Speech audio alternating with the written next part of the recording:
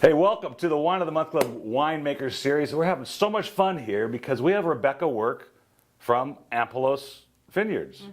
And at Ampelos Vineyards, though we don't carry the wines, we will be. So, and Kevin's off camera here. I would like a case of each of these things that we're tasting so that our customers can get it. But Ampelos is the first. Now, I didn't catch all three things. What are the three designations? As far as we know, we're the first to be certified as organic, biodynamic, and sustainable. So we actually walk the talk. And so the three, what do those mean? So organic basically is you're not allowed to spray herbicides, pesticides, or artificial fertilizers. Okay.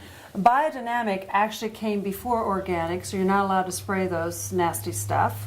But biodynamic actually follows the earth schedule and not the farmer schedule. So we have a calendar that tells us what to do, when to do it. Wow, that's interesting. Okay. And then sustainability is you're allowed to spray some herbicides and pesticides and artificial fertilizers, but it does focus on other aspects of the farming, such as waste management, employee practices, social practices. So the reason we do all three is we're being able to cover all of our farming aspects. Wow, so that's why she brought me a piece of cardboard today, which is great. We appreciate that. No, this is actually really neat because we get a lot of wines in here that are organic. I hear different aspects, different designations from Europe, and I don't know if I can trust European or even South American designations because we do things differently here. So I often see wines that say made with organic grapes, which does not mean it's organic, correct? It's just the grapes are. It means you're farmed organic. We're farmed organic. It's not organically made only because we do use cultural yeast, even though yeast is an organic product.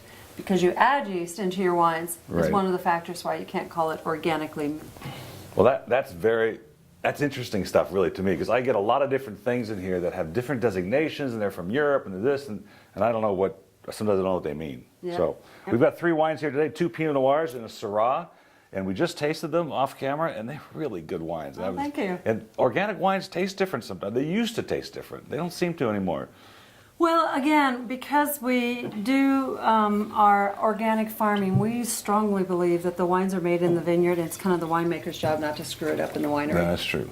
What's the old adage? You can make bad wine from good grapes, but you can't make good wine from bad grapes, right? Exactly. Now, this is the Pinot Noir, and this is the Roe, which we use some Greek letters here. What's the story behind that? Yeah, so Ampelos means vine in Greek, and the reason for the name is, to us, everything about our wines are all about the vineyard.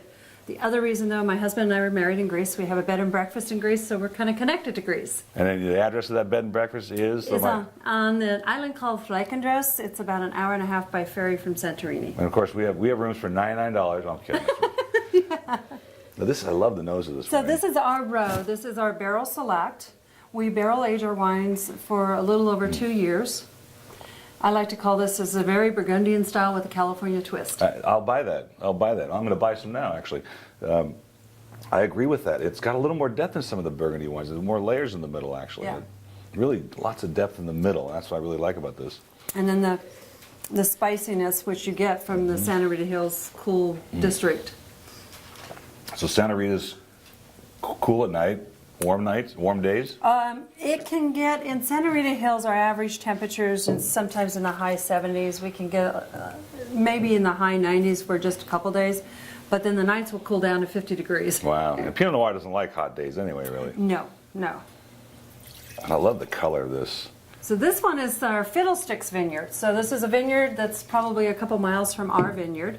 We started buying Fiddlesticks fruit before our vineyard came online, which was in '04.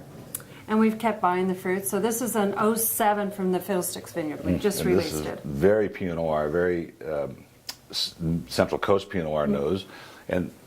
But the color is so bright. Now, is that because it's 2007 or is that just the grape vineyards? Or? 7 is being looked at as one of the best vintages out of Santa Rita Hills and most of California right now.